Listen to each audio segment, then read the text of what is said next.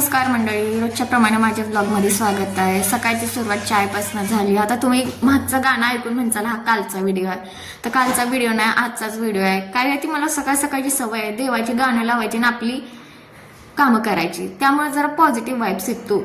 चाय पिऊन बघितलं भाजीसाठी काय आहे, तर माझ्याकडे होता एक आलू, थोडी फुलगोबी, थोडं कांदा आणि थोडं टमाटर। मग विचार केला हे सगळं मिक्स करून एक नवीन पॅटर्नची भाजी बनवेल। आजचा भाजी म्हणजे त्याची थोडीशीच बनणार होती, कारण मला जायचं होतं बाहेर। आता तुम्ही म्हणसाला बाहेर म्हणजे मला कुठं जायचं आहे, तसं तर मला थोडी शॉपिंग करायला जायचं होतं माझ्यासाठी आणि माझ्या हस्बंडसाठी।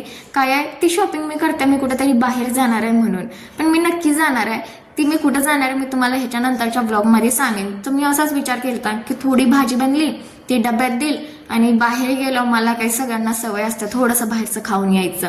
तसं तर माझ्या चेहऱ्यावरले पिंपल झाले, तर एक माझी दीदी आहे त्यांनी मला म्हटलं होतं की म्हणजे ऑइली फूड खाणं कमी कर, पण बाहेर गेलं मला राहवतच नाही, मला काही ना काही असं वाटतं खाऊन लगेच चटरून घरी यावं।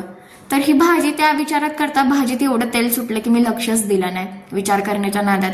पण जाऊ द्या म्हटलं, जशी पण भाजी बनल्या थोडीशी डब्यात देईल तेल काढून काढून, तसा मी डबा पॅक केला आणि लगेच मी संत्रा खायला बसली। त्या दीदीने सांगितलं होतं संत्रा आणि फ्रुट्स खाल्ल्यावर पिंपल कमी होईल, म्हणून मी विचार केला आतापासून चालू करूया, ट्रिपला जास्त पिंपल कमी होते। मग तयार गेली बाहेर, मला जी शॉपिंग करायची होती ती शॉपिंग करीतली, वापस याच्या वेळेस खाल्ला पिझ्झा आणि आजचा दिवस मी इथंच संपवला। Bye bye.